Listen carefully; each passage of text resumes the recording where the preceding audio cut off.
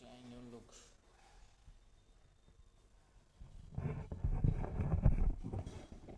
तुम कहाँ चले गए थे हैं? क्या कर सामने यहाँ कहीं क्या करो सब लोग। मैंने कहा ना कि लोगों बेवकूफ़ लोगों की कमी नहीं दुनिया में। ठीक है। हाँ वही चीज़ बोल रहा हूँ तो लोगों।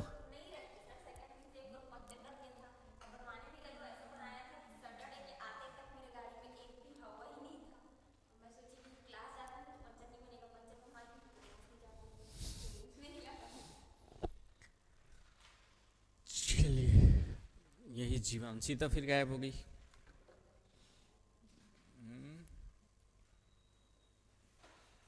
सीता फिर गायब हो गई।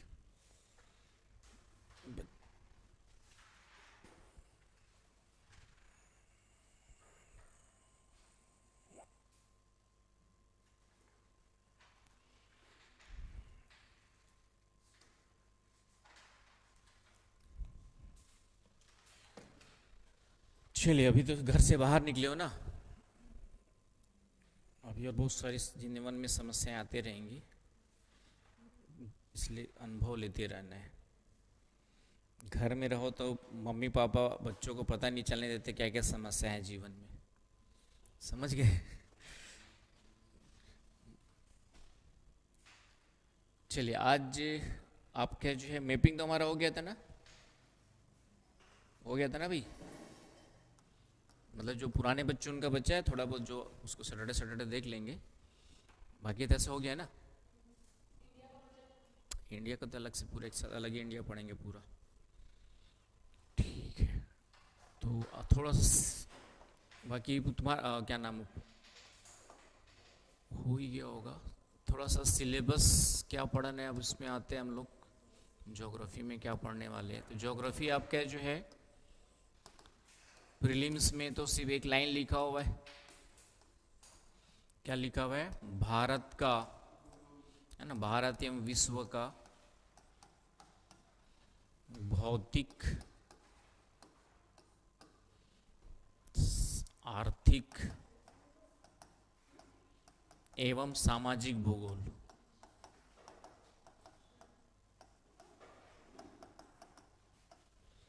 ठीक है, भौतिक सामाजिक आर्थिक भूगोल, है ना। इंग्लिश में हो जाएगा आपका जो है ज्योग्राफी ऑफ वर्ल्ड, है ना। तो कौन कौन सी ज्योग्राफी है आपका? Physical geography, economical geography and social geography of world in India, है कि नहीं? ये सिलेबस में लिखा हुआ है, एक ही लाइन है।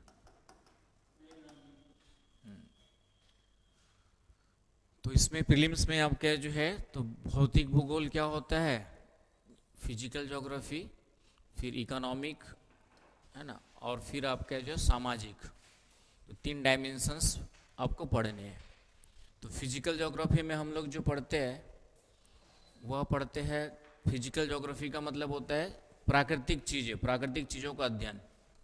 फिजिकल का मतलब होता है आपका नेचुरल तत्व, जो पृथ्वी पर प्राकृतिक तत्व पाए जाते हैं। पृथ्वी पर क्या पाए जाते हैं? आपका प्राकृतिक तत्व, राइट। तो उन प्राकृतिक तत्वों का अध्ययन करने वाला भूगोल क्या कहलाता है? फिजिकल ज्योग्राफी कहलाता है। तो फिजिकल में ये आ जाएगा। अब इस प्राकृतिक तत्व जो है उसको हम लोग तीन भागों में डिवाइड करके देखेंगे। एक तो जितनी भी भू आकृतियाँ हैं, पर्वत पठार मैदान, और साथ ही साथ कुछ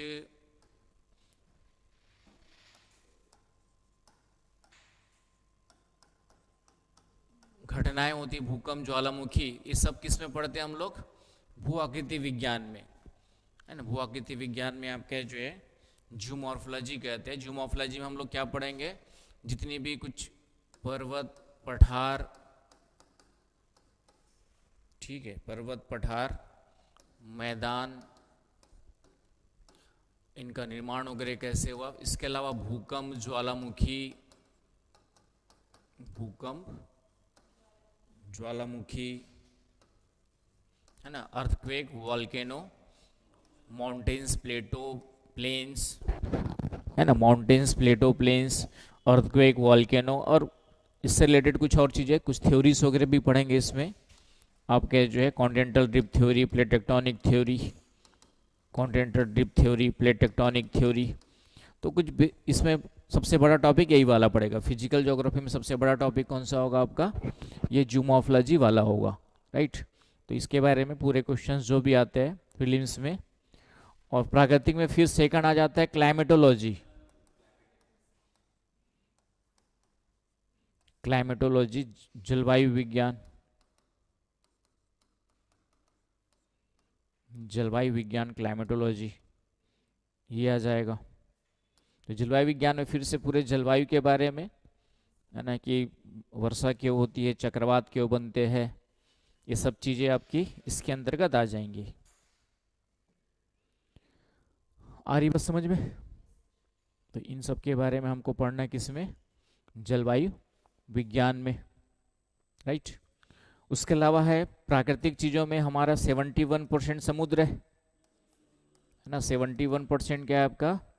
समुद्र, ओशियंस है। तो उसको ओशनियोग्राफी में कुछ चीज़ें पढ़ेंगे हम लोग, ओशनोग्राफी से रिलेटेड कुछ सारी चीज़ें पढ़ेंगे समुद्र विज्ञान करके जो है कि नहीं। तो ये 3 बड़े पार्ट्स, और इसी में हम लोग एक टॉपिक पढ़ेंगे यूनिवर्स, ब्रह्मांड। ब्रह्मांड के बारे में थोड़ा सा, ये भी तो आज शुरुआत यही से करेंगे, यूनिवर्स वाले से पार्ट्स से थोड़ा सा करेंगे हम लोग, राइट। कुछ बेसिक चीज़ें देखेंगे। तो यूनिवर्स आपका जो है उसके बारे में, तो ये प्राकृतिक चीज़ें हो गई। भौतिक भूगोल के अंतर्गत ये 4 डायमेंशंस पढ़ेंगे, है ना। सबसे बड़ा ये वाला है समझने वाला, लेकिन यहाँ से जो क्वेश्चंस आएंगे प्रीलिम्स में भी, क्वेश्चंस जो आते हैं समझने वाले, कॉन्सेप्ट बेस्ड क्वेश्चंस रहेंगे आपके, और मेंस में भी क्वेश्चंस रहेंगे। तो मेंस में सिलेबस अलग से देखेंगे। तो ये हो गया भौतिक भूगोल, क्लियर हो गया कि भौतिक भूगोल में हमें क्या क्या पढ़ना है। अरे बस समझ में। आज शुरुआत करेंगे इस ब्रह्मांड वाले टॉपिक से, पहले मेंस का सिलेबस भी देखेंगे। लिख लिया तुमने? क्या ना क्या लिखा? जियोमॉर्फोलॉजी, जल्दी अब्बू। Geomorphology, climatology and oceanography and universe. Geomorphology, climatology, oceanography and universe, ये 4 डायमेंशंस पढ़ेंगे। अब इकोनॉमिक ज्योग्राफी आ जाती है, आर्थिक भूगोल। तो इकोनॉमिक ज्योग्राफी में क्या पढ़ोगे? ह्यूमन, जितनी भी ह्यूमन एक्टिविटीज, इकोनॉमिक एक्टिविटीज है। तो इसमें शुरुआत कहाँ से करते हैं? एग्रीकल्चर। एग्रीकल्चर के बारे में पढ़ना पड़ेगा थोड़ा सा, कृषि के बारे में, वर्ल्ड इन इंडिया थोड़ा सा। उसके बाद आपका आ जाता है मिनरल्स, खनिज संसाधन वगैरह, थोड़ा सा खनिज संसाधन, खनिज, है ना। खनिज में ही आपका ऊर्जा संसाधन भी आ जाता है, एनर्जी रिसोर्सेस, जो कि इंपॉर्टेंट टॉपिक रहेगा, राइट आपका। उसके अलावा फिर आपका इंडस्ट्री के बारे में, उद्योग के बारे में थोड़ा सा पढ़ेंगे, बेसिक जानकारी इंडस्ट्री के बारे में प्रीलिम्स में भी होनी चाहिए। इंडस्ट्री के बाद ट्रांसपोर्टेशन,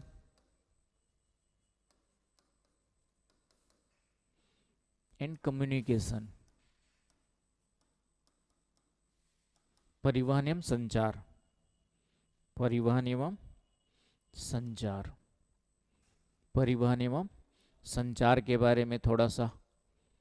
तो इकोनॉमिक ज्योग्राफी में ये सब टॉपिक्स पढ़ेंगे हम लोग, है ना। सिलेबस में तो एक लाइन लिख दिया, लिखो भाई, नोट डाउन करो, किस सोच में पढ़ गए, कहाँ पहुँच गए, कौन से वर्ल्ड हिस्ट्री में पहुँच गए कौन से वर्ल्ड वार में पहुँच गए, सब कुछ लिख लिया करो तुरंत तुरंत, है ना। एक अच्छा स्टूडेंट का मतलब है कि आँख और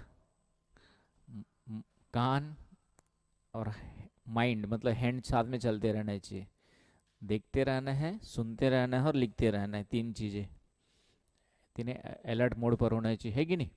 तो इकोनॉमिक ज्योग्राफी जो सिलेबस में लिखा है प्रीलिम्स में, ये सभी टॉपिक्स पढ़ेंगे हम लोग इसके अंतर्गत। और एक लिखा है सोशल ज्योग्राफी। तो सोशल ज्योग्राफी में क्या पढ़ेंगे? तो सोशल ज्योग्राफी मेनली पॉपुलेशन के बारे में, वर्ल्ड एंड इंडिया जनसंख्या के बारे में थोड़ा सा इंफॉर्मेशन, इसके अलावा कुछ जनजातियां वगैरह आ जाएंगी, जनजातियां, ट्राइब्स, इन सब के बारे में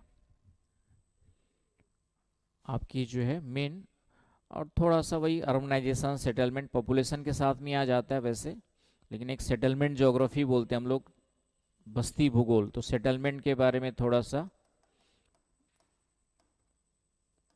बस्ती भूगोल या बस्ती के बारे में कि लोग कैसे रहते, कहाँ रहते, क्यों रहते हैं, एक एनसीईआरटी के बेस पे थोड़ा सा टॉपिक दिया हुआ है, तो वो थोड़ा सा आपको डिस्कस करना है। तो इस तरीके सोशल ज्योग्राफी में ये सब टॉपिक्स आ जाएंगे आपके। तो प्रीलिम्स में तो इस तरीके से क्या लिखा हुआ है, physical, economical and social geography. अब इसी को मेंस के कॉन्टेक्स्ट में देखेंगे। क्लियर हो गया पॉइंट भास्कर बाबू? सिलेबस समझना जरूरी है ना, syllabus plus previous year question. तो प्रीवियस ईयर क्वेश्चन भी, वो एक बुक है कौन सी वाली, दिशा पब्लिकेशन की,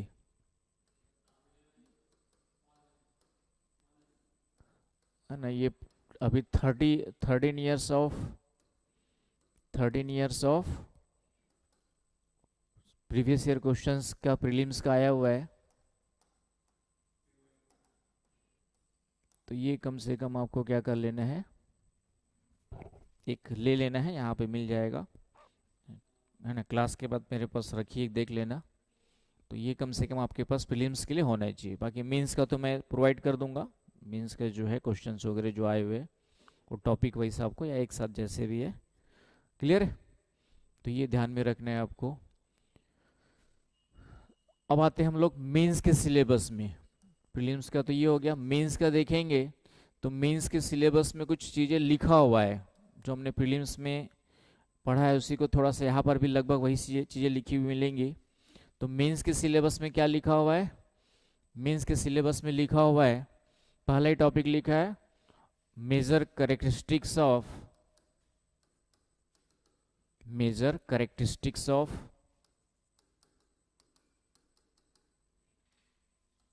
world physical geography, physical geography of world, है ना, वर्ल्ड लिखा है, इसका मतलब इंडिया आ जाएगा अपने आप। Physical geography of world Hindi में है भौतिक भूगोल की, है ना, विश्व भौतिक भूगोल की प्रमुख विशेषताएं, विश्व भौतिक भूगोल की प्रमुख विशेषताएं। आगे बस समझ में? तो इसका मतलब प्रीलिम्स में जो लिखा था भौतिक भूगोल, यहां पर भी सेम पहला टॉपिक वही डाल दिया, इसमें भी कुछ ओपन नहीं किया है, विश्व भौतिक भूगोल की प्रमुख विशेषताएं लिख दिया है। तो इसमें भी फिर से वही जियोमॉर्फोलॉजी, क्लाइमेटोलॉजी जो पढ़ेंगे प्रीलिम्स के लिए, वही टॉपिक आपके मेंस में क्या क्वेश्चंस बनेंगे, तो दोनों साथ साथ चलते हैं, है ना। इसलिए आपका क्या होगा, भौतिक भूगोल पूरा का पूरा आपका जो है आपका इस तरीके से लिखा हुआ है, राइट। तो ये भौतिक भूगोल समझ में आ गया। दूसरा आपका जो है विश्व के प्रमुख संसाधन लिख दिया है, विश्व के प्रमुख संसाधन, मेजर रिसोर्सेस ऑफ वर्ल्ड, और स्पेशली ब्रैकेट में लिख दिया है दक्षिण एशिया और भारत के विशेष संदर्भ में। ब्रैकेट में क्या लिख दिया है, साउथ एशियन इंडिया के स्पेशल कॉन्टेक्स्ट में लिख दिया है। तो major resources of world, major resources of world, special context to India and South Asia. तो इसका मतलब यहाँ पे ज़्यादा फोकस हमारा किस पे होगा, साउथ एशिया और इंडिया के कॉन्टेक्स्ट में होगा। वर्ल्ड में कुछ चीज़ें जैसे लिथियम की खोज कहीं पर हो गई वर्ल्ड में, या इंडिया में कहीं पर इंपॉर्टेंट हो जाता है, कहीं पे वर्ल्ड में तेल मिल गया तो वो क्षेत्र इंपॉर्टेंट हो जाते हैं। तो उस तरीके से देखना है। बाकी एक मोटा मोटी देखेंगे लोहा पूरे वर्ल्ड में कहाँ कहाँ मिलता है, एक मोटा मोटी आपको पता होना ही चाहिए, क्योंकि विश्व के प्रमुख संसाधन लिख दिया है, राइट। तो ये समझना है, तो पहले सिलेबस को समझना जरूरी है। उसके बाद देखेंगे तो सिलेबस में कुछ प्रमुख भूभौतिकी घटनाएं करके लिखा हुआ है, मेजर भूभौतिकी घटनाएं, जियो फिजिकल फिनोमिना, या इंसिडेंस जो भी लिखा होगा आपका, प्रमुख भूभौतिकी घटनाएं,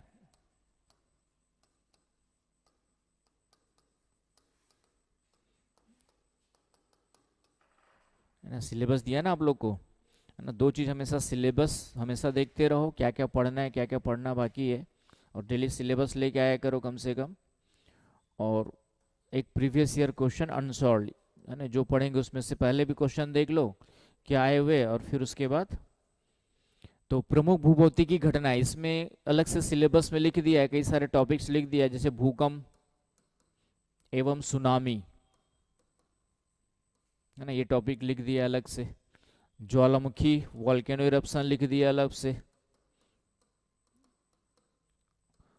उसी प्रकार चक्रवात लिख दिया है अलग से, चक्रवात आप क्या जो अलग से लिख दिया है। साइक्लोन्स, चक्रवात, ज्वालामुखी अलग, चक्रवात अलग। तो ये भूकंप सुनामी ज्वालामुखी हो गया भू आकृति विज्ञान से, नहीं भी लिखा रहता तो फिजिकल ज्योग्राफी में इसको कहीं ना कहीं हम लोग पढ़ते ही पढ़ते, लेकिन अलग से लिख दिया है तो इसका मतलब वहाँ से क्वेश्चन ज़्यादा बनाएगा, उसी के बेस बना करके। कल एग्ज़ाम भी हुआ, मैंने क्वेश्चन पेपर भेजा था कल के एग्जाम, कल ऑप्शनल का था हालांकि वो।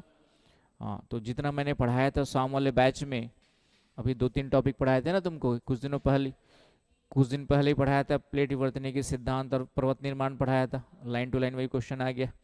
ठीक है, और तुम्हारे आने के बाद एक तो टॉपिक वो था, और बाकी पुराने बच्चों को जितना पढ़ाया था लगभग शाम को डिस्कस करूंगा, उसमें से पूरे क्वेश्चंस आ गए हैं। ठीक है, जितना भी मैंने पढ़ाया था उन लोग को, तो ये सब टॉपिक अलग से लिखे हुए, भूकंप सुनामी ज्वालामुखी वॉल्केनो इरप्शंस और साइक्लोन्स वगैरह करके अलग से टॉपिक लिखे हुए।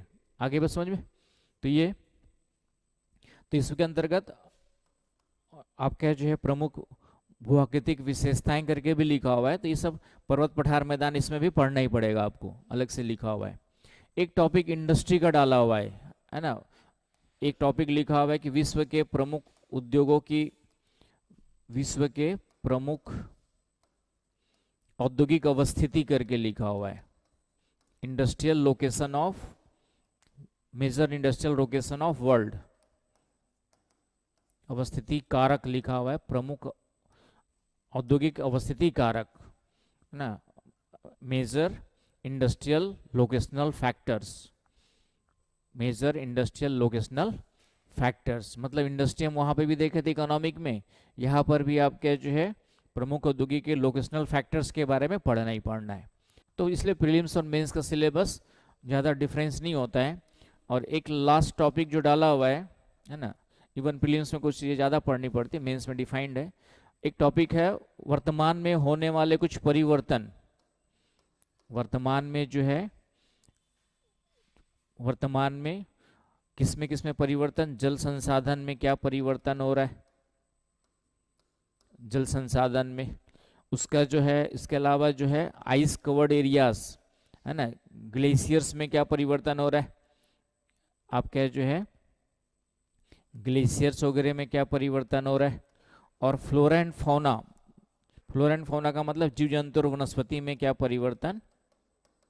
तो इस टॉपिक, इस कंटेक्स्ट में एक टॉपिक डाला हुआ है सिलेबस में, इनमें होने वाला परिवर्तन में परिवर्तन, समझ रहे हैं यहाँ पे, चेंजेस इन, है ना, इंग्लिश में जाएगा changes in water resources, water bodies, glaciers and flora and fauna in recent time periods. एक लास्ट वाला टॉपिक मेंस में ज्योग्राफी में ये लिखा हुआ है। तो इसमें मेनली हम जो पढ़ेंगे कि वर्तमान में जो क्लाइमेट चेंज, ग्लोबल वार्मिंग हो रहा है, उसका इन सब पे क्या इम्पैक्ट पड़ रहा है ना। जो ह्यूमन एक्टिविटीज़ है, ह्यूमन एक्टिविटीज़ के कारण से हमारे क्या क्या चेंज हो रहे हैं, आपके वाटर बॉडीज रिसोर्सेज में कुछ परिवर्तन आ रहा है, कहीं पे पानी ज़्यादा हो रहा है, कहीं पे कम हो रहा है, कहीं ग्लेशियर्स पिघल रहे, और जीव जंतु वनस्पतियों पर भी कहीं ना कहीं इसका क्या पड़ेगा, इम्पैक्ट पड़ेगा। तो ये मेंस का सिलेबस इस तरीके से लिखा हुआ है। आ रही बात समझ में। तो सबसे पहला काम क्या करना है आप लोग को, पहले जो भी टॉपिक स्टार्ट करो तो सिलेबस पहले दिमाग में अच्छे से याद कर लेना है। आ रही बात समझ में। जैसे कॉन्स्टिट्यूशन पढ़ रहे हो तो कॉन्स्टिट्यूशन का प्रीलिम्स में तो एक ही लाइन लिखा हुआ है ना, भारत का संविधान और राज्य व्यवस्था, तो उसमें टेंशन नहीं है। लेकिन मेंस में जो पढ़ रहे हो वो ओपन है, तो मेंस का सिलेबस पहले याद होना चाहिए, एकदम लाइन टू लाइन। समझ गए ना? पहला काम क्या करना है कि पहले तो सिलेबस ही याद करना है कि सिलेबस है क्या हमारा, क्योंकि सिलेबस ही याद कई बच्चों को नहीं रहता, सिलेबस खत्म हो गया होता है और सिलेबस, तो सिलेबस याद रखने से क्या फायदा होगा कि करंट जब पढ़ते हैं वो आप तो उसको जोड़ पाओगे। जैसे अभी आपको करंट मिला होगा तो करंट में कौन सा ज्योग्राफी, हालांकि उसमें हम लोग डाल दिए हैं पेपर फर्स्ट का है, कौन से टॉपिक से रिलेटेड है वो हमने भी डाला हुआ है। अब करंट को कैसे पढ़ना है, एक तो हम जो दे रहे हैं आप लोग को वीकली, उसको पढ़ना है और फेंकना नहीं है ना, उसको संभाल के रखना है ना। जैसे 1 महीने का हो जाएगा तो 1 महीने का स्पायरल करके रख दो, है कि नहीं? जिसको इस साल देना है उसको भी संभाल के रखना है, और जिसको नहीं देना है तो अभी पढ़ करके बस आदत डालनी है, लेकिन उसको फेंकना नहीं। कैसे करंट को फिर दोबारा कैसे पढ़ना है, जैसे अब ज्योग्राफी पढ़ रहे हैं हम लोग, तो उस करंट अफेयर का जो वीकली दिया जा रहा है उसमें ज्योग्राफी का ही देखो। एक बार तो पूरा पढ़ रहे हो, एक बार 2 बार जितना बार पढ़ना है, एक बार में याद नहीं होगा। ठीक है, समझ में आ रहा है अंजलि? जिनका इस साल देना है उनके लिए कि कैसे करंट अफेयर को, क्योंकि करंट अफेयर अथाह है तो उसको याद करना इतना आसान नहीं, संभव नहीं है, नहीं मतलब आसान नहीं होता है। तो कैसे याद रहेगा उसको तरीका बता रहा हूँ। एक तो जो आपको दिया करंट अफेयर, तो उसको तो साथ साथ पढ़ते रहो, एक बार में नहीं होगा, 3 बार कम से कम पढ़ो, है ना। वीकली भी जो दिया गया उसको कम से कम 3 बार पढ़ो। अभी जितना समझ में आता है उसको समझो, वहीं पे कुछ पॉइंट पॉइंट बना लो, अलग अलग से कॉपी या नोट्स बनाने की ज़रूरत नहीं है टाइम वेस्ट करके। उसी करंट अफेयर में साइड में ही थोड़ा सा क्या कर लो आप, पॉइंट आपका बना लो। आ गई बस समझ में?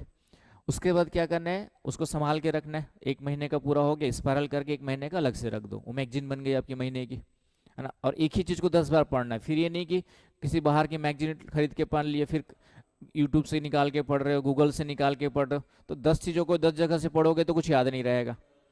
तो इसलिए जो दिया जा रहा है ना, जो बना रहा है वो भी यूपीएससी इंटरव्यू वगैरह दिए हुए, मेंस दिए हुए, है कि नहीं, तो अपने हिसाब से जो इम्पोर्टेंट लग रहा है उसके हिसाब से बना रहा है। तो एक तो जो बना रहा है, हम जो दे रहे हैं इंस्टीट्यूट की तरफ से, उस पर विश्वास रखना है, और फिर ऊपर वाले पे विश्वास रखना है कि इसी में से आएगा।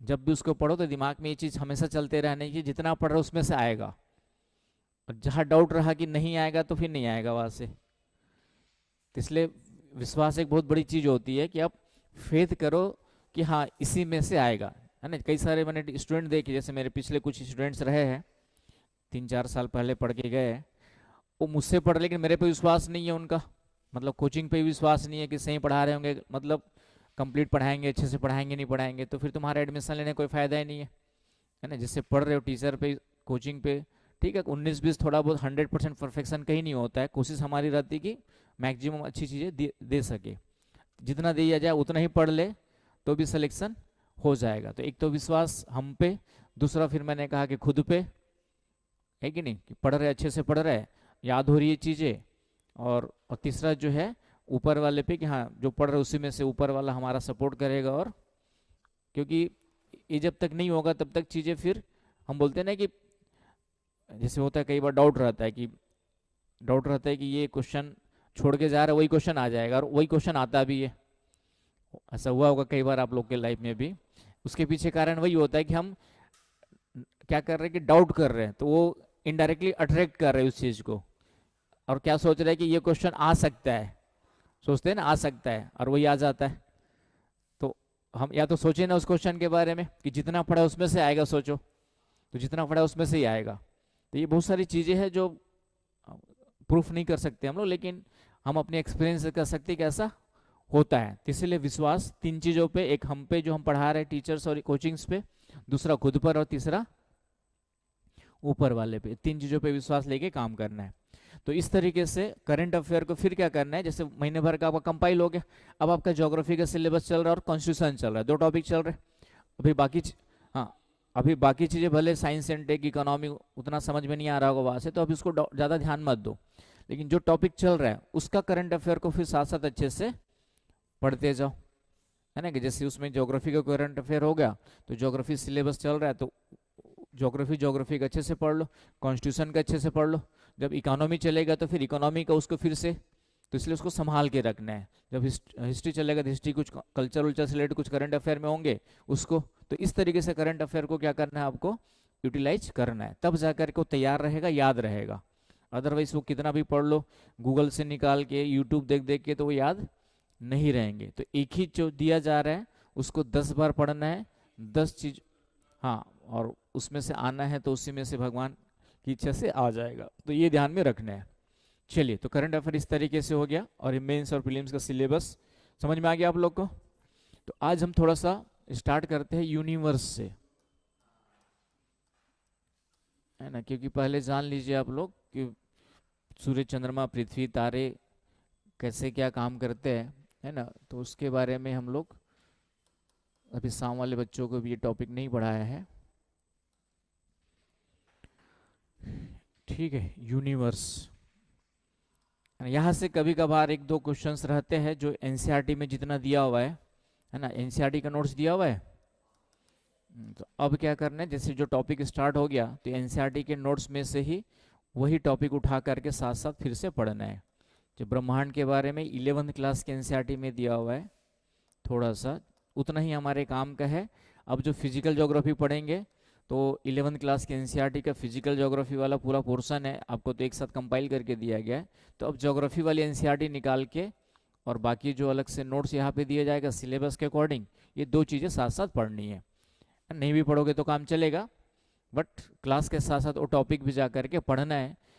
तो वहाँ से भी कुछ चीज़ें समझ में नहीं आएंगे तो इस क्लास में आके पूछ लेना है। आगे बस समझ में, बहुत ज़्यादा आगे भी नहीं जाना है, क्योंकि आप बहुत ज़्यादा आगे पढ़ने की कोशिश करोगे जो पढ़ा रहे वो याद नहीं होगा, और पीछे भी नहीं छूटना है, क्लास के साथ साथ चलना है, बस इतना है ना। क्लास के साथ साथ चल गए तो आपका काम हो जाएगा, राइट। चलिए, यूनिवर्स में तो पढ़ेंगे। यूनिवर्स क्या होता है वैसे, इसकी परिभाषा एक लाइन देना चाहे तो क्या होगा। हाँ, वो तो हो गया, उसकी विशेषता में आ जाएगा अनंत आकाश। इसको हम लोग क्या कहते हैं, अनंत आकाश, इनफाइनाइट स्काई। अनंत आकाश, इस अनंत आकाश में, है ना, अलग लगभग अनुमान लगाया जाता है कि 10⁻11 इंटू 10⁻11 तारे विद्यमान है, स्टार्स। कितने तारे हैं आपके जो है ना, इसको पढ़ेंगे, तारों के समूह को गैलेक्सीज कहते हैं, वो सब अलग से पढ़ेंगे। अनंत आकाश है जिसमें लगभग कितने तारे एग्जिस्ट करते हैं, 10⁻11 इंटू 10⁻11 से अधिक तारे, ग्रेटर देन। और इसी में से एक तारा हमारा क्या है, सूर्य है। नहीं, ध्रुव तारा तो वही है, ठीक है, उसमें से एक तारा हमारा सूर्य है, और उस सूर्य के 8 ग्रह है, और उस ग्रह में से एक हमारा ग्रह पृथ्वी है कि नहीं। तो इस तरह से सूर्य और सौरमंडल जो हमारा सोलर सिस्टम है, उस तरह से कितने सोलर सिस्टम होंगे समझ सकते हो, है ना। सूर्य के चारों ओर तो यहाँ पे इनफाइनाइट सोलर सिस्टम्स होंगे आपके जो।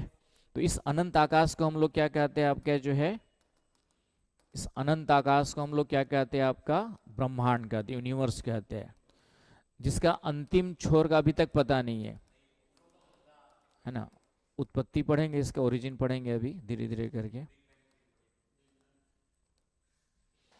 तो ये अभी भी क्या हो रहा है, एक्सपेंड कर रहा है, एक्सपेंडिंग, अभी भी फैल रहा है ना, अभी भी क्या हो रहा है आपका, फैल रहा है, क्योंकि अंतिम छोर का अभी तक पता नहीं है। अभी तक अंतिम छोर का आपका जो है एक्सपेंडिंग, स्टिल एक्सपेंडिंग, अभी भी निरंतर फैल रहा है। तो इसी अनंत आकाश को हम लोग क्या कहते हैं आपका जो है, ब्रह्मांड कहते हैं। आगे बस समझ में। तो यूनिवर्स क्या है, अब इसी को कई सौ गैलेक्सी नाम दिया गया है, किसी को हमारा जो गैलेक्सी उसका नाम मिल्की वे, तो एक अलग अलग टर्म्स पढ़ेंगे अलग से। आज थोड़ा सा मैं आप लोग को पहले पृथ्वी के बारे में कुछ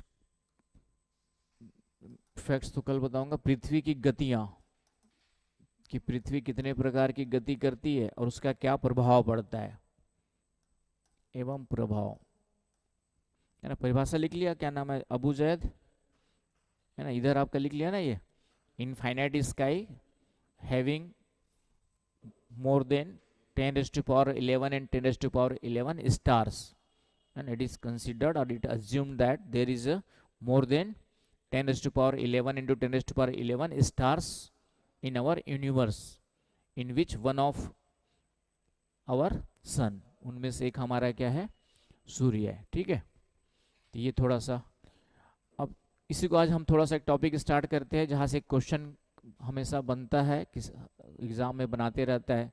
पृथ्वी की गतियां, उसका प्रभाव, motion of earth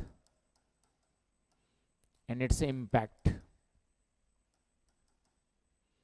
motion of earth and its impact. तो पृथ्वी कितने प्रकार की गतियां करती है? 2 टाइप्स ऑफ मोशन करती है. There is a 2 types of motion.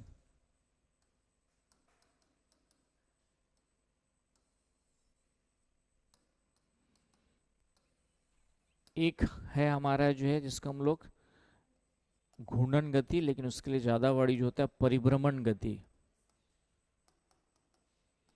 परिभ्रमण या घूर्णन गति, रोटेशनल मूवमेंट, इंग्लिश वर्ड याद रखना, रोटेशनल मूवमेंट. पहली जो गति है वो कौन सी हो गई? रोटेशनल मूवमेंट हो गई, राइट. दूसरी जो गति है वह आपकी कहलाती है परिक्रमण गति.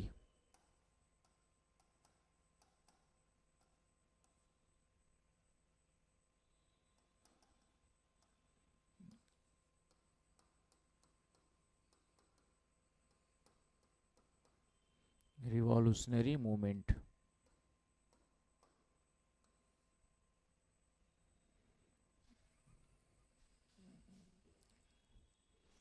तो ये 2 प्रकार की गतियां होती है, राइट. इन दोनों का क्या इम्पैक्ट पड़ता है? सबसे पहला क्वेश्चन तो ये आता है. तो घूर्णन गति के कारण से दिन और रात में परिवर्तन होते हैं.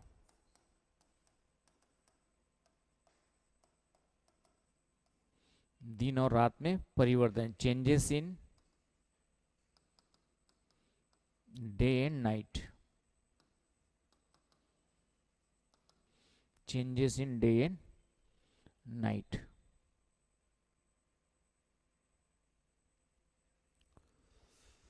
कैसे होता है देखेंगे.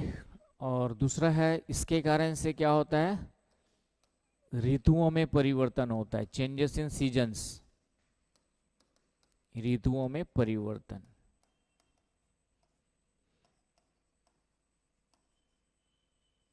Changes in seasons, changes in seasons. आ गई बात समझ में? तो दोनों को डिटेल देखेंगे. तो पहला घूर्णन गति क्या होती है? पृथ्वी अपने अक्ष पर एक तो कितना डिग्री झुकी हुई है? कितना डिग्री झुकी हुई है? 23.5 डिग्री. मतलब इसका मतलब क्या होता है कि पृथ्वी ऐसे सीधी नहीं है, पृथ्वी ऐसे झुकी हुई है. और ये जो एंगल बनता है वह कितना बनता है आपका? जो है 23.5 डिग्री एंगल बनता है.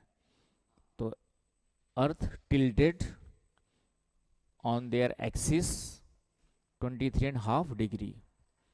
पृथ्वी का घूर्णन अक्ष कितना झुका हुआ है, ये भी क्वेश्चन ध्यान रखना है. Earth tilted on their axis by 23.5 degree angle. Clear है?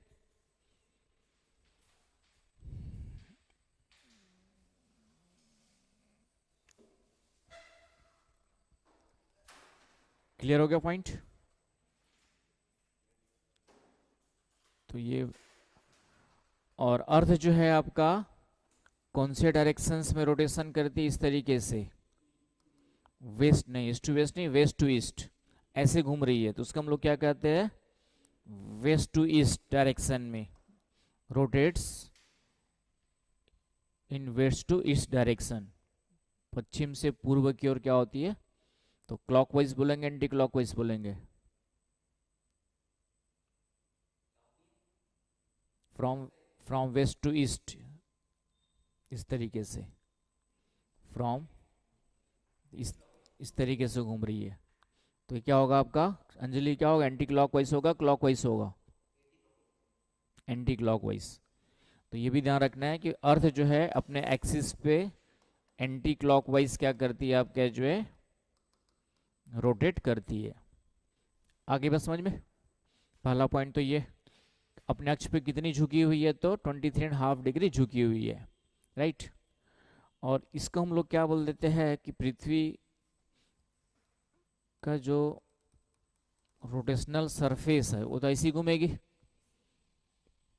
तो ये आपका, तो उसके कंपैरिजन ये जो एंगल है वो कितना बनता है, 66.5 डिग्री बनता है। इसको हम लोग कहते हैं कक्षा तल। आपका जो है कक्षा तल कहते हैं, प्लेन ऑफ सरफेस।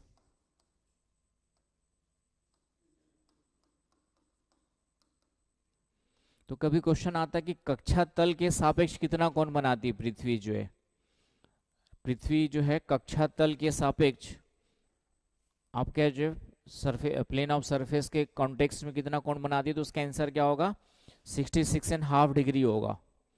उसका आंसर क्या होगा आपका जो है, ये 66.5 डिग्री होगा। आ रही बस समझ में, है ना। ये दोनों ध्यान रखना।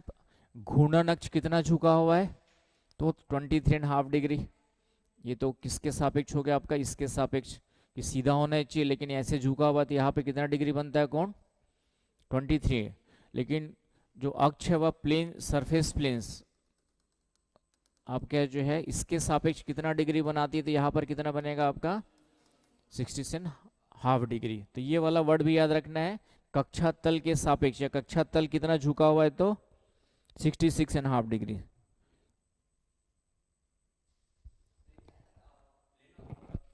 Plane of surface, surface plane भी बोल सकते हो, ठीक है। तो कक्षा तल कितना झुका हुआ है, तो कक्षा तल तो आपका जो है 66.5 डिग्री, राइट। अब इस रोटेशन से दिन और रात कैसे होते हैं, तो सीधा सा पॉइंट है आपका जो है,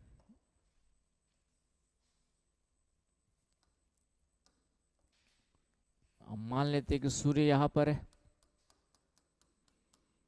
पृथ्वी जो कितने घंटे में घूमती है,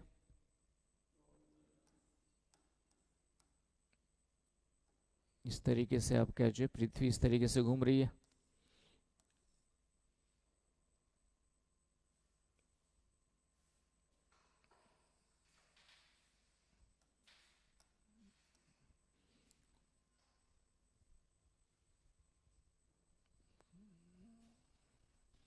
ठीक है, तो लगभग 24 घंटे में, अप्रोक्सीमेट 24 घंटे में पृथ्वी क्या करती है, एक चक्कर, एक रोटेशन कंप्लीट करती है, एक चक्कर, एक घूर्णन कंप्लीट करती है। लगभग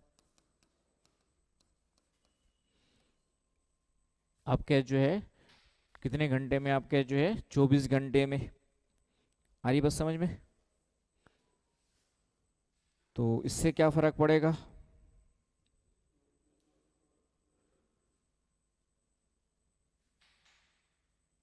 बताओ।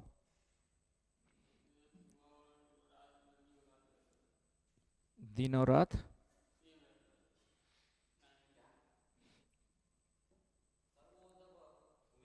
हम्म,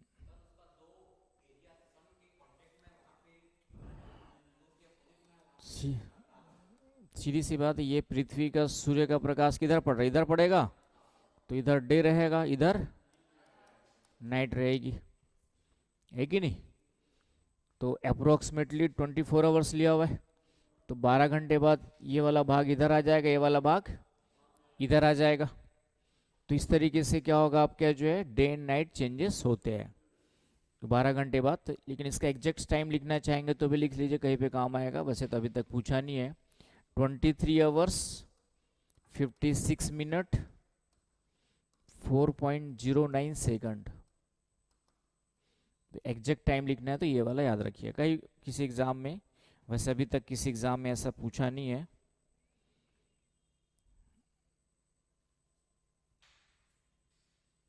आगे बस समझ में। हम लोग इसको कितना मान के चलते हैं, अप्रोक्सीमेटली 24 आवर्स मान के चलते हैं, राइट। तो इस तरीके से आपको ध्यान में रखना है कि इसके कारण से क्या होता है, दिन और रात में परिवर्तन होते हैं।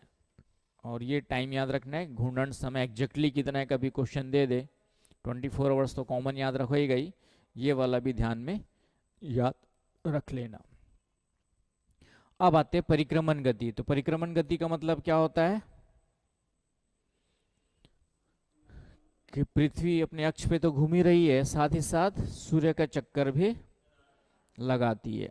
सूर्य का चक्कर भी क्या करती है आपका जो है, तो उसके कारण से सीजनल चेंजेस कैसे होते हैं उसको समझना है, जो हमारा मेन काम है, और उससे चीज़ें और कई सारे रिलेट करनी है। तो ये हो गया हमारा सन, वो तो कांस्टेंट एक जगह पे तारा है। तो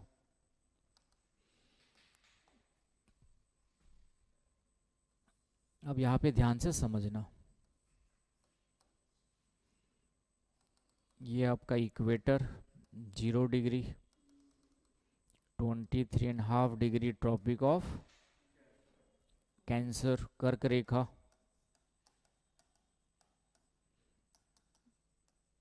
ट्रॉपिक ऑफ कैंसर 23.5 डिग्री मकर रेखा,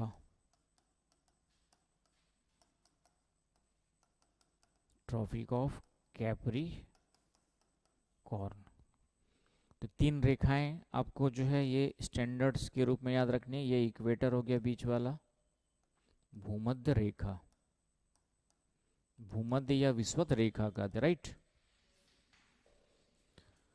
तो चक्कर भी जो पृथ्वी लगाती है वो भी पश्चिम से पूर्व लगाती है, वो भी क्या लगाती है आपके जो है, पश्चिम से पूर्व लगाती है।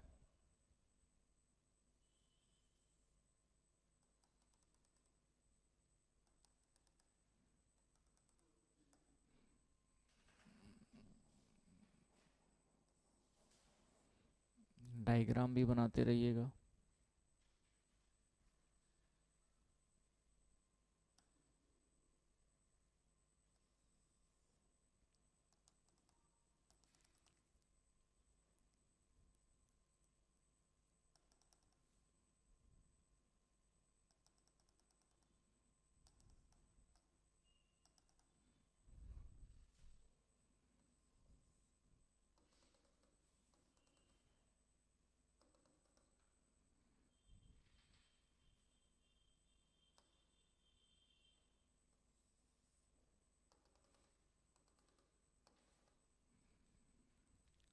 तो चक्कर भी जो लगाती है आपका इस तरीके से वेस्ट टू ईस्ट, रिवॉल्विंग, परिक्रमण रिवॉल्विंग भी किस डायरेक्शन में करती है, रिवॉल्विंग अराउंड द सन, पृथ्वी के चारों ओर चक्कर लगाती है, राइट। और ये स्फेरिकल पाथ में लगाती है, दीर्घवृत्ताकार मार्ग, स्फेरिकल पाथ कहा जाता है, दीर्घवृत्ताकार मार्ग, मतलब वृत्ताकार नहीं है, दीर्घवृत्ताकार मार्ग है। अब क्या क्या है आपका जो है, दीर्घवृत्ताकार मार्ग में लगाती है।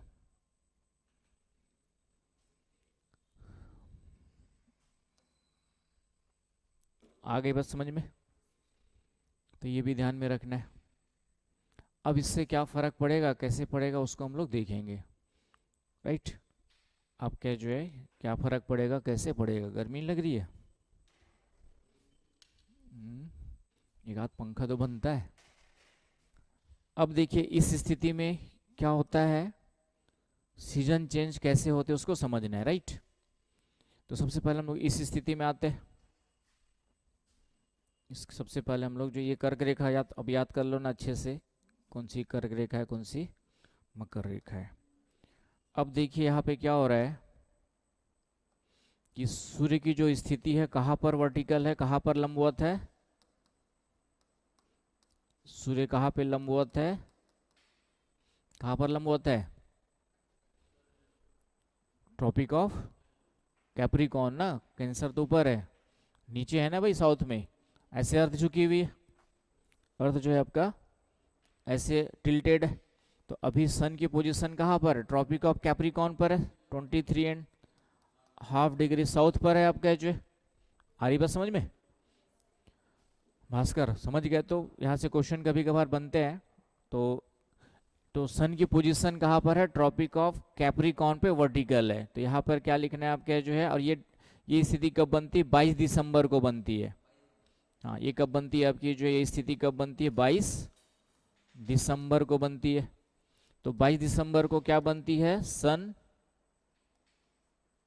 Vertical over the tropic of capricorn. Sun vertical over the tropic of, vertical लंबवत किसके ऊपर? आपका मकर रेखा के ऊपर। आगे बस समझ में, ट्रॉपिक ऑफ कैप्रिकॉर्न मतलब सन की स्थिति कहां पर है? साउथ में। सन की पूरी पोजीशन कहां पर हो गई? ट्रॉपिक ऑफ कैप्रिकॉर्न पे। इसका मतलब पूरा सन अब कंप्लीटली कहां पर है आपका? साउथ में, सदर्न हेमिस्फीयर में, है ना? ध्यान से समझिए, वर्ड्स आते रहेंगे। आ रही बात समझ में अंजलि? है ना? सेंटेंस पूरा लिखने पे ठीक है, अपने समझने के लिए लिख सकते हो, लेकिन थोड़ा सा नोट्स वगैरह बनाना है कैसे, उसको भी थोड़ा सीखना है। बहुत ज़्यादा सेंटेंस, मेन हमारे को पॉइंट्स याद रखना है ना? एग्जाम में है तो सेंटेंस ही याद रहेगा तो फिर छोटा करना बड़ा मुश्किल होता है। तो यहाँ पे सिर्फ इतना याद रखना है कि 22 दिसंबर को सूर्य जो है मकर रेखा पर क्या होता है? लंबवत होता है। तो इस डायग्राम से ही समझ जाएंगे, उसको सेंटेंस लिखने की जरूरत नहीं है कि 22 दिसंबर को सूर्य मकर रेखा पर लंबवत होता है। ये लिखने की जरूरत नहीं है, डायग्राम से समझने की आदत डालनी है माइंड को जो है। मकर रेखा कहाँ पर है? साउथ में। इसका मतलब क्या हो गया? सूर्य कहाँ पर है? दक्षिणी गोलार्ध में है। इसका मतलब सूर्य कहाँ पर है आपका? तो ब्रैकेट में यहाँ पे लिख सकते हो दक्षिणी गोलार्ध में लंबवत है। दक्षिणी गोलार्ध में सूर्य की स्थिति क्या है? लंबवत है। मकर रेखा पे लंबवत का मतलब क्या हुआ कि सूर्य की स्थिति कहाँ पर लंबवत है? Vertical over the southern hemisphere, English में है southern hemisphere, vertical in southern hemisphere. समझ गए? अब सदर्न हेमिस्फीयर पे सूर्य वर्टिकल है, तो सदर्न हेमिस्फीयर में कौन सा सीजन होगा? कौन सी ऋतु होगी? सीधी सी बात है, गर्मी होगी ना? गर्मी होगी कि नहीं भाई? क्योंकि सूर्य सीधा कहाँ पे पड़ रहा है? दक्षिणी गोलार्ध में पड़ रहा है। जब दक्षिणी गोलार्ध में सूर्य सीधा पड़ रहा है तो दक्षिणी गोलार्ध में इस कारण से यहाँ पर क्या होगी आपकी जो है? दक्षिणी गोलार्ध में गर्मी की ऋतु होगी। आ रही बस समझ में अच्छे से? दक्षिणी गोलार्ध में क्या होगी आपकी? ग्रीष्म ऋतु होगी, समर। और हमारे यहाँ का मतलब हम कौन से गोलार्ध में? उत्तर में।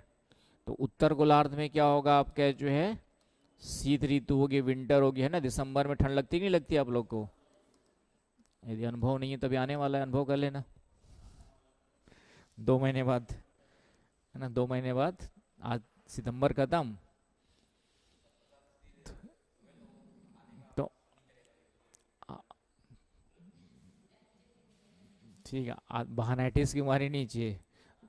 सुबह न्यूज़पेपर वालों को देखा तुमने? क्या हो जाता है?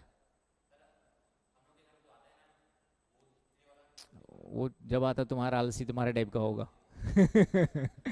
न्यूज़पेपर जो बांटने वाले लोग हैं वो 4 बजे, ठंड हो चाहे गर्मी हो चाहे बरसात हो, सुबह पहुंच जाते वहां पे। ठीक है? तो जिनको काम है, जिनकी रोजी रोटी उस पर है, वो, है ना, वो भी करते। जैसे मेरे बुआ के लड़के लोग थे, वो मतलब इकोनॉमिकली उतने अच्छे नहीं थे, तो आज ठीक ठाक कंडीशन में है ना? कम से कम मेरा मेहनत कर करके, ऐसे कोई डिग्री भी नहीं उनके पास बहुत बड़ी, लेकिन उन्होंने मेहनत कर करके आज ठीक ठाक स्थिति बनाई है ना? कम से कम मान के चलो दोनों 75,000 से ऊपर कमा रहे मंथला। स्टार्टिंग वो लोग क्या करते थे? अपने पढ़ाई खर्चा निकालने के लिए सुबह जा करके पेपर डिस्ट्रीब्यूट करते थे। कम से कम उन्होंने इससे 5-7 साल 10 साल तक ऐसे ही किया और अपनी पढ़ाई का खर्चा खुद निकाला। तो मेहनत कर करके वो आज जो है ठीक ठाक। तो उम्र जो होती है ना एक मेहनत करने की, तो उसमें जो आगे बढ़ने का जिसमें जुनून होता है, वो अपने खर्चे निकाल करके, कोई ट्यूशन पढ़ा के, कोई पेपर बांट करके, छोटा बड़ा काम नहीं सोचा जाता है। इस तरीके से उन्होंने क्या किया हुआ है? अपने पढ़ाई लिखाई करके आज ठीक ठाक दोनों आपकी जो अच्छी कंडीशंस में है। तो कहने का मतलब ये कि ये सब बहाना होता है कि ठंड है तो नहीं आ सकते, गर्मी है तो नहीं आ सकते। मौसम को हम चेंज नहीं कर सकते, और टाइम दोबारा आएगा नहीं तुम्हारा, है ना। ठंड हर साल आएगी, गर्मी हर साल आएगी, बरसात हर साल आएगी, तो उसको चेंज थोड़ी कर सकते हो। तो कपड़े बस गर्म पहन लो भाई, कान में अच्छे से टोपा पहन लो, ठीक है, ठंड ना लगे। तो वही तो है ना। आदमी को सक्सेस और अनसक्सेस में अंतर क्या है? जो अनसक्सेसफुल है, जो सोच के कि हाँ सुबह से नहीं उठ सकते, तो अनसक्सेसफुल रहेंगे जीवन में। और जो तुरंत फेंक करके कि नहीं मुझे तो कुछ करना ही है, तो रजाई तुरंत फेंक दोगे, 10 मिनट आलस आता है, उसके बाद अपने आप काम स्टार्ट हो जाता है। तो यही तो अंतर है ना। सक्सेस लोग यहाँ पे अनसक्सेसफुल क्यों है? सिर्फ इसी कारण से कि ये सब आपका जो आलस भरा पड़ा है कि ठंड में नहीं काम कर सकते, बारिश हो रही कीचड़ तो नहीं जा सकते, गर्मी बहुत ज़्यादा पड़ रही है तो नहीं निकल सकते। तो ये जब सोचने वाले फिर जीवन में कुछ नहीं कर सकते, इसलिए वो सब सोचना नहीं है। तो चलिए ये समझ में आ गया आपका जो है कि इस स्थिति में 22 दिसंबर की स्थिति में, है ना, उत्तरी गोलार्ध में शीत ऋतु होती है। अब हम उत्तरी गोलार्ध में रहते हैं, भारत वाले उत्तरी गोलार्ध में, तो अब 22 दिसंबर को अब ठंडी लगती होगी आपकी जो। और दक्षिणी गोलार्ध में क्या होती है? ग्रीष्म ऋतु होती है। तो इस तरीके से 22 दिसंबर की स्थिति हो गई। और जो 22 दिसंबर को मकर रेखा पे सूर्य लंबवत होता है, इस स्थिति को हम लोग कहते हैं आपके जो है, इंग्लिश में कहते हैं विंटर सोल्स्टिस। विंटर सोल्स्टिस कहते हैं, शीत अयनांत, हिंदी में कहते हैं शीत अयनांत। इसको क्या कहते हैं हम लोग? शीत अयनांत कहते हैं, विंटर सोल्स्टिस कहते हैं। तो ये विंटर सोल्स्टिस क्या है, समझ में आया?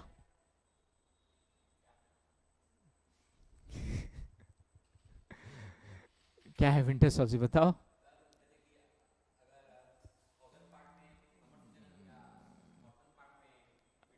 हाँ सीधी सी बात, लिखा तो है हमने अभी। तुम कहा किस दुनिया में? ये तो लिखा है मैंने। सदर्न हेमिस्फीयर में समर, नॉर्थ हेमिस्फीयर में विंटर। सीधी सी बात है, हमारे विंटर ही होगा ना भाई, जस्ट अपोजिट मिलेगा। और ये विंटर अयनांत क्या है? तो ये वाली स्थिति को विंटर अयनांत कहते हैं। किस वाली स्थिति को? यदि आपसे पूछे कि शीत अयनांत या विंटर सोल्स्टिस क्या है, विंटर सोल्स्टिस, तो इसका मतलब सीधा सा है, हिंदी में शीत अयनांत कहते हैं। कई जगह पे इसको मकर संक्रांति, वो वाला नहीं 14 जनवरी वाला, लेकिन मकर संक्रांति जोग्राफिकली कभी पूछ दे तो ये वाला है 22 दिसंबर। तो इसका आंसर क्या है कि 22 दिसंबर को, हाँ, सन जो है किसके ऊपर वर्टिकल रहता है आपका? जो vertical over the tropic of Capricorn, किसके ऊपर रहता है आपका जो है? Tropic of Capricorn. तो उस स्थिति को हम लोग क्या कहते हैं आपका जो है? विंटर सोल्स्टिस कहते हैं, शीत अयनांत कहते हैं। आगे बस समझ में। और इस स्थिति में क्या होता है? तो अभी बताया मैंने, नॉर्दर्न हेमिस्फीयर में विंटर होता है, और सदर्न हेमिस्फीयर में क्या होता है? समर होता है। आ रही बात समझ में? और इस स्थिति में देखेंगे, अब सूर्य की किरणें यहाँ पर साउथ पोल पे 24/7 आवर्स क्या होगी? यहाँ पर वर्टिकल रहेंगी, पड़ती रहेंगी। यहाँ दिख रहा है? तो पृथ्वी एक चक्कर लगा भी लेगी ऐसे, तो भी यहाँ पे रात नहीं होगी, साउथ पोल पे रात नहीं होगी। आ रही बात समझ में? तो इसलिए इस स्थिति में क्या होता है आपके जो है, एक पॉइंट ये भी लिख सकते हो कि इस स्थिति में जो दक्षिणी गोलार्ध में जो है रात नहीं होती है।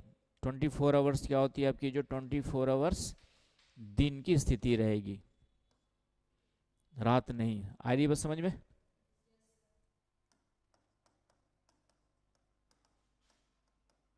इसलिए इसको हम लोग का दक्षिणी गोलार्ध या दक्षिणी ध्रुव पर, है ना, दक्षिणी ध्रुव लिख लेना, सॉरी, साउथ पोल पर। दक्षिणी ध्रुव में 24 आवर्स क्या होगी आपकी? दिन की स्थिति होगी, रात नहीं होगी। और इसलिए 6 महीने का दिन, सॉरी 6 महीने का दिन यहाँ पे माना जाएगा, जब तक सूर्य उधर नहीं चले जाएगा, है कि नहीं। तो यहाँ पे 6 महीने का क्या माना जाएगा? आपका दिन माना जाता है। इस स्थिति में आपका 6 महीने का क्या मिलेगा? साउथ पोल पे क्या मिलेगा? है ना, इन साउथ एट साउथ पोल, समझ पा रहे हो ना भाई। इंग्लिश में क्या लिखोगे, there is no night, 24 hours का क्या होगा, डे होगा, no night. And south pole पे 6 मंथ क्या होगा आपका जो है, डे टाइम होगा। आगे बस समझ में, क्वेश्चन क्या बनेगा, ये क्वेश्चन बनते यूपीएससी इतना ही नहीं पूछेगा कि शीत अयनांत क्या होता है, नहीं पूछता है। वो पूछेगा कि शीत अयनांत में निम्न में से कौन सी स्थिति होगी नहीं होगी, पूछेगा ना। यूपीएससी जो है ऊपर ऊपर का क्वेश्चन नहीं पूछता, क्या पूछेगा कि शीत अयनांत की स्थिति में, बाकी एग्जाम्स के लिए इतने से काम चल जाएगा आपका कि शीत अयनांत या मकर संक्रांति का मतलब कि जब सूर्य वर्टिकल होता है मकर रेखा पे 22 दिसंबर को, तो उसको हम लोग इतना ही कहते हैं। लेकिन इसमें क्या क्या स्थिति बनती है, ये क्वेश्चन पूछता है कौन, आपका यूपीएससी। आ रही बस समझ में। तो ये स्थिति बनेगी कि नॉर्थ हेमिस्फीयर में विंटर, साउथ हेमिस्फीयर में समर, सदर्न पोल में 24 आवर्स का डे टाइम होगा, रात नहीं होगी बिल्कुल भी। और इस तरीके से दक्षिणी ध्रुव में 6 महीने का क्या रहेगा, आपका दिन चलता रहेगा। कौन सी वाली स्थिति में, शीत अयनांत की स्थिति में, हाँ विंटर सोल्स्टिस में। Clear point. और डेट कौन सा याद रखना, 22 दिसंबर। तो पहली स्थिति ये याद रखना, इतना। आगे बस समझ में अच्छे से। अब आ जाओ इधर, अब आ जाओ इधर। तो इधर में क्या होगा, अब देखिए क्या हो रहा है कि पृथ्वी जो घूमते घूमते यहां पर आ गई, कितने महीने बाद यहां पर आ जाएगी, कितने महीने बाद आएगी, 3 महीने बाद आएगी ना भाई। यहाँ इधर 6 महीने बाद आएगी, है ना। यहाँ पे कितने महीने बाद आएगी, 3 महीने बाद। तो यहाँ पे इस स्थिति में पहुंचती है 21 मार्च को पहुंचती है। कब पहुंचती है पृथ्वी जो है, 21 मार्च को, 21 मार्च को पहुंचती है। और इस स्थिति में सूर्य अब कहाँ पे वर्टिकल होता है, ये इक्वेटर पर वर्टिकल होता है। कहाँ पर होता है, 21 मार्च को सूर्य जो है, 21 मार्च सन वर्टिकल टू इक्वेटर 0 डिग्री। आगे बस समझ में। सन सूर्य जो है लंबवत होता है विषुवत रेखा पर, और इस स्थिति को कहते हैं विषुव की स्थिति कहते हैं, विषुव, इक्विनॉक्स। ये वर्ड भी इंपॉर्टेंट है आप लोग के लिए, इक्विनॉक्स, इक्विनॉक्स, है ना। सोया पूरा करो, नींद पूरी नहीं लोगे तो पढ़ाई करने का मजा नहीं आएगा। स्टूडेंट इस उम्र में नींद भी ज्यादा आती है, जब भी सोने का मन करे पुस्तक लेके बैठ जाओ, अपने आप नींद आ जाती है। तो ये स्थिति इक्विनॉक्स की कहलाती है। क्या कहलाती है, तो विषुव का मतलब क्या हुआ कि जब सूर्य विषुवत रेखा पे क्या होता है, लंबवत होता है। और ये चूंकि 2 बार विषुवत रेखा पे लंबवत आएगा, इधर भी आएगा, तो इसलिए इसको हम लोग कहते हैं 21 मार्च को हमारे यहाँ क्या होता है, बसंत होता है। तो हम आप लोग अपने हिसाब से इसको बसंत विषुव कहते हैं। दोनों में डिफ्रेंशिएट करने के लिए इसको क्या कहते हैं, बसंत विषुव, स्प्रिंग, स्प्रिंग इक्विनॉक्स। तो स्प्रिंग इक्विनॉक्स की स्थिति कब पड़ेगी आपकी, 21 मार्च को। आई बात समझ में। तो 21 मार्च को हमारी आ गई बसंत विषुव की स्थिति। अब बसंत विषुव में क्या क्या होगा, तो क्वेश्चन पूछेगा, या तो विषुव बस पूछेगा, तो विषुव 2 बार होता है, अभी पढ़ेंगे, एक और आएगा। लेकिन यहाँ पे हम लोग 21 मार्च की बात कर रहे हैं, स्प्रिंग इक्विनॉक्स, 21 मार्च। लिख पा रहे हो, क्या नाम है, अब्बू, लिख लिया ना, छूट तो नहीं रहे। इसको अलग से फिर देखते हैं। अब इसमें क्या हो गया आपका, बसंत विषुव में। अब देखिए सूर्य कहाँ पर है, वर्टिकल है, कहाँ पे, विषुवत रेखा पे बराबर पड़ रहा है। सूर्य जो है, सूर्य की जो स्थिति है वहां के इक्वेटर पे वर्टिकल है। तो सूर्य का प्रकाश दोनों जगह, दोनों गोलार्धों में क्या है, बराबर है ना। दोनों ही हेमिस्फीयर में क्या होगा, बराबर है कि नहीं भाई, दोनों जगह बराबर पड़ रहा है, इधर भी नॉर्थ में भी, इधर भी साउथ में भी। इसीलिए आपके जो है उत्तरी गोलार्ध में बसंत ऋतु होती है। और बसंत ऋतु का मतलब होता है ना तो ज्यादा गर्मी ना ज्यादा ठंडी, स्प्रिंग। होली होली का समय होता है ना भाई, बसंत ऋतु, मार्च में होली आती है आपकी, तो ज़्यादा गर्मी होती है ना ज़्यादा ठंडी होती है। और दक्षिणी गोलार्ध में इसको कहते हैं शरद ऋतु, ऑटम, तो वहां पर भी ज़्यादा गर्मी न ज़्यादा ठंडी होता है, ऑटम।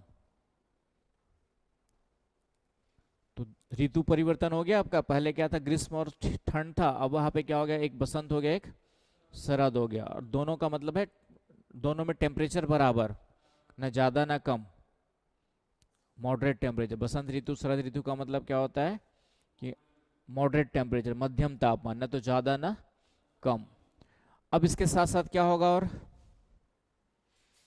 अब यहाँ पे दिन और रात बराबर होंगे, दिन और रात यहाँ पे क्या होंगे आपके,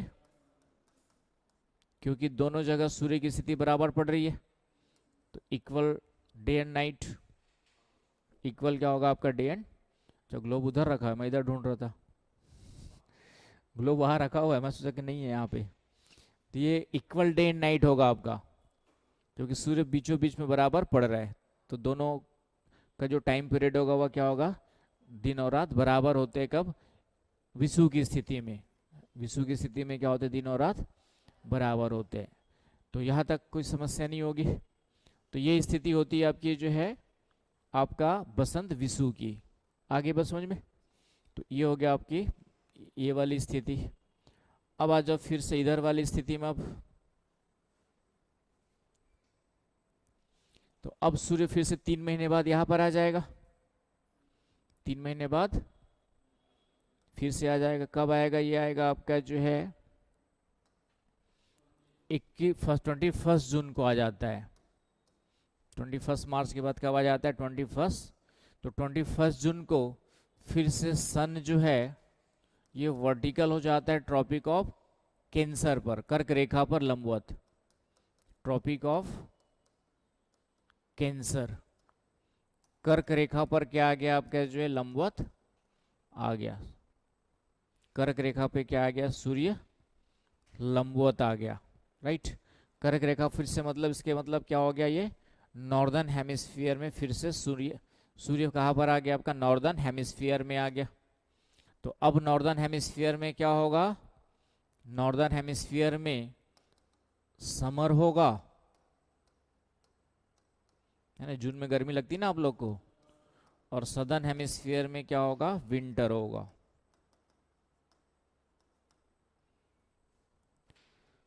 तो क्वेश्चन ये कैसे बनाएगा यूपीएससी, सोचो कि जून के महीने में तुम्हें ऑस्ट्रेलिया जाना है या साउथ अफ्रीका जाना है, जून के महीने में आपको कहाँ जाना है, ऑस्ट्रेलिया या साउथ अफ्रीका जाना है। तो आप कौन से किस प्रकार के कपड़े पैक करके ले जाओगे, गर्म कपड़े ठंडे कपड़े दोनों,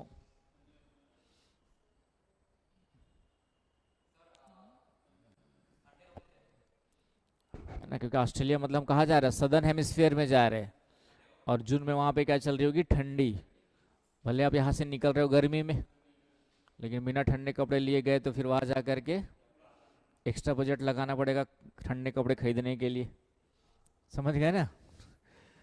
तो इसलिए तो यूपीएससी क्वेश्चन बनाएगा तो इस तरीके से सोचने वाला क्वेश्चन बनाता है कि जून के महीने में आपका ट्रेवलिंग करना है कहाँ पर, आपका ऑस्ट्रेलिया, दक्षिण अफ्रीका, ये तो फेमस है, कोई ऐसा नाम दे देगा फिजी द्वीप जाना है, तो फिजी द्वीप पता नहीं होगा तो फिर आप दिमाग नहीं लगा पाओगे। न्यूजीलैंड जाना है, न्यूजीलैंड पता है दक्षिणी गोलार्ध में, फिजी नॉर्थ में ही पड़ेगा, ठीक है। तो इसलिए थोड़ा सा लोकेशंस यदि नहीं पता है तो भी आंसर नहीं निकाल पाओगे, है ना। एक आध आंसर दे देगा ताहिती द्वीप जाना है, एक ताहिती द्वीप पढ़ोगे आगे कहीं ना कहीं, धीरे धीरे आएगा वो सब, मानसून पढ़ेंगे उसमें भी आएगा। तो कहने का मतलब इस तरीके से क्वेश्चन बनाएगा। तो आप किस प्रकार के कपड़े लेकर के जाओगे, तो कॉन्सेप्ट क्लियर होगा तो आंसर निकाल लोगे, नहीं तो सोचोगे ये कौन सा क्वेश्चन दे दिया भाई, है ना, कि बकवास वाला को कौन से कपड़े लेके जाएंगे, उससे क्या मतलब यूपीएससी को। लेकिन वो कॉन्सेप्ट जानना चाहता है कि आपका कॉन्सेप्ट ज्योग्राफी में क्लियर है कि नहीं है। तो इस तरीके से 21 जून को जो है, जो कर्क रेखा पे सूर्य लंबवत होता है, उसमें स्थिति क्या होती है, ये वाली बन जाती, चेंज हो गई, इधर का उल्टा हो गया, तो ऋतु में परिवर्तन हो गया। और इसको हम लोग कहते हैं 21 जून की स्थिति को कहते हैं समर सॉल्स्टिस कहते हैं। इसको क्या कहते हैं? समर, है ना। उसको विंटर कहते हैं, जो नॉर्दर्न हेमिस्फीयर के हिसाब से याद रखना है। दिसंबर में हमारा विंटर होता है तो विंटर सॉल्स्टिस हो गया। जून में हमारा समर होता है तो इसको समर सॉल्स्टिस, हिंदी में कहेंगे उष्ण अयनांत। अयनांत, उष्ण अयनांत, या कॉमनली इसको कर्क संक्रांति भी लिख देते हैं। उष्ण अयनांत, समर सॉल्स्टिस। आगे बस समझ में। तो अब इस समर सॉल्स्टिस में क्या क्या होगा आपका?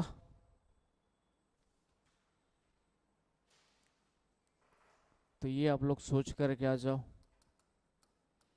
21 जून, इसको हम लोग क्या बोलते हैं आपके जो है, क्या बोलते हैं? उष्ण अयनांश कहते हैं आप, अयनांत कहते हैं आपके जो है, समर सॉल्स्टिस कहते हैं। और समर सॉल्स्टिस का मतलब क्या होता है आपको पता होना चाहिए, कि जब सन क्या होता है, वर्टिकल ओवर द, किस पे? ट्रॉपिक ऑफ कैंसर, है कि नहीं? कर्क रेखा पर लंबवत होता है, उसको हम लोग क्या कहते हैं आपका? समर सॉल्स्टिस कहते हैं। और ये स्थिति बनती 21 जून को।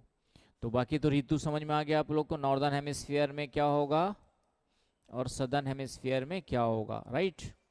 इसके अलावा क्या होगा फिर से? अब नॉर्थ पोल में क्या बनेगा आपका? नॉर्थ पोल जो होगा, उत्तरी ध्रुव। अब उत्तरी ध्रुव में क्या होगा आपका जो है, यहाँ पर 6 महीने का दिन होगा और 24 आवर्स का दिन होगा, रात नहीं होगी। इसका उल्टा, हाँ, नॉर्दर्न पोल में। और दक्षिणी पोल में इसका उल्टा हो जाएगा। सदर्न पोल में क्या होगा? इसका उल्टा, वहां रात ही रात रहेगी, दिन होगा ही नहीं 6 महीने तक। नहीं होगा, समझ में नहीं आया? क्यों नहीं आया समझ में? झुका हुआ है ना पृथ्वी भाई, तो पृथ्वी झुकी हुई है इधर इस तरीके से, तो यहाँ पे सूर्य का प्रकाश इधर पड़ेगा क्या? नहीं पड़ेगा सूर्य का प्रकाश, तो यहाँ पे तो आपका दिन होगा।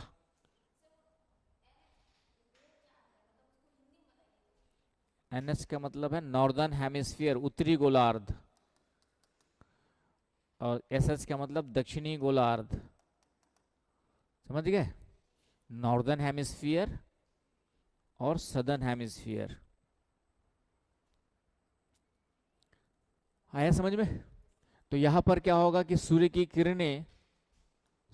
किरणें आपका जो है कहाँ पे पड़ेगी? नॉर्दर्न हेमिस्फीयर में पड़ रही है, दक्षिणी गोलार्ध में कम पड़ रही है, तो इसलिए यहाँ पे सदर्न हेमिस्फीयर में, दक्षिणी गोलार्ध में क्या हो गया? विंटर। और यहाँ पे सूर्य पृथ्वी एक चक्कर लगा भी लेगी तो सूर्य की किरणें यहाँ तक पहुंचेगी नहीं, इधर ही पहुंचेगी सूर्य की किरणें। तो इधर दिन रहेगा, इधर रात रहेगी। तो इसलिए पोल्स पे चक्कर लगा भी लेगी तो ये वाला भाग तो इधर चला जाएगा, लेकिन पोल वाला भाग हमेशा रात में डूबा रहेगा। तो इसलिए दक्षिणी गोलार्ध में हमेशा क्या रहेगा यहाँ पे, है ना, उत्तरी गोलार्ध में दिन रहेगा और दक्षिणी गोलार्ध में क्या रहेगी आपकी? 6 महीने की रात रहेगी। आ गई बात समझ में? तो ये पॉइंट याद रखने हैं। तो ये हो गया आपका 21 जून की स्थिति, ठीक है। अब लास्ट स्थिति फिर बच गई हमारी ये वाली। तो ये वाली स्थिति बनेगी फिर से 3 महीने बाद, 3 महीने बाद बनेगी, और ये फिर से इक्वेटर पे वर्टिकल आ गया। और ये स्थिति बनेगी 23 सितंबर, अभी कुछ दिनों पहले ही गया है। 23 सितंबर को फिर से सन क्या हो जाएगा आपका जो है, वर्टिकल आ जाएगा किस पर? इक्वेटर पर, 0 डिग्री पर। और इसको फिर से हम लोग कहते हैं विषुव। और चूंकि इस समय शरद ऋतु होती है, अभी कौन सी ऋतु चल रही है हमारी? शरद ऋतु स्टार्ट हो गई, ऑटम। ऑटम इक्विनॉक्स बोल देते हैं। तो दोनों में अंतर क्या हो गया? वो बसंत वाला हो गया। और इसमें फिर से वही स्थिति हो जाएगी कि उत्तरी गोलार्ध में कौन सी ऋतु हो गई? शरद। नॉर्दर्न हेमिस्फीयर में, उत्तरी गोलार्ध में, नॉर्दर्न हेमिस्फीयर में शरद ऋतु। और दक्षिणी गोलार्ध में अब कौन सी ऋतु होगी आपकी जो है, दक्षिणी गोलार्ध सदर्न हेमिस्फीयर में होगी आपकी शरद मतलब ऑटम, और दक्षिणी गोलार्ध में होगी आपकी जो है बसंत ऋतु। यहाँ पर अब कौन सी हो जाएगी, बसंत, ऑटम। आ गई बात समझ में? तो एक बार इसको रिवाइज करके आना, कल फिर से बताऊंगा, क्योंकि एक बार में इतना आसानी से समझ में नहीं आएगा। तो अभी तक समझ में आ गया इतना? तो ये थोड़ा सा अभी कम से कम एक दिमाग में डाल लो, कल फिर से दोबारा रिवाइज कराऊंगा तो फिर और अच्छे से समझ में आ जाएगा। 4 स्थितियों के बारे में आ गया अंजलि समझ में? ठीक है। क्योंकि क्वेश्चन कैसे क्वेश्चन आया हुआ यूपीएससी में, कल इसमें से